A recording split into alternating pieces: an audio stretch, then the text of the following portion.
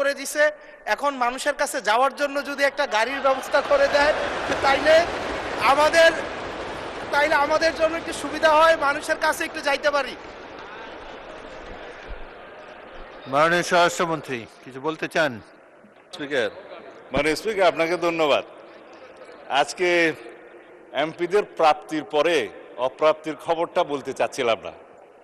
আমাদের মাননীয় প্রধানমন্ত্রী যেদিন সংসদ নেতা নির্বাচিত হয়েছেন, আমাদের পার্লামেন্টারি পার্টি মিটিংয়ে প্রথমেই দুইটা অনুশাসন দিয়েছেন যে আমরা এমপিরা এই নতুন পার্লামেন্টে জনপ্রত্যাশা অনুযায়ী আলাদা কোনো সুযোগ সুবিধা নেব না।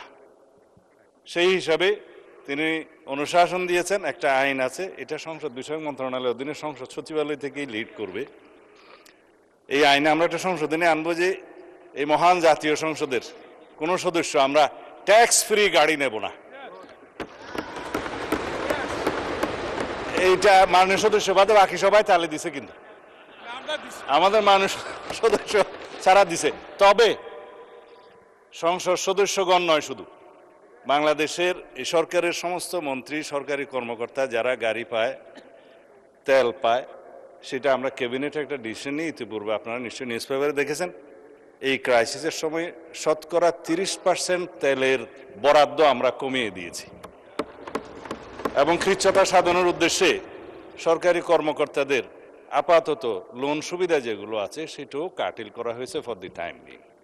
মাননীয় সংসদ সদস্য নিশ্চয়ই অফিস পেয়ে খুশি হয়েছেন, আবার গাড়ি না পেলে নাখুশ হবেন। তো সেই জন্য কিভাবে কি করা যায় সংসদ সদস্যদের যানবাহনের ব্যবস্থা, সেটা আলাদাভাবে আলাপ আলোচনা করে সরকারি দল বিরোধী দল একটা বিহিত ব্যবস্থা করার জন্য আমি মাননীয় প্রধানমন্ত্রীকে অনুরোধ জানাচ্ছি। ধন্যবাদ মাননীয় স্পিকার। আমি আজকে ধন্যবাদ দিতে দাঁড়ালাম।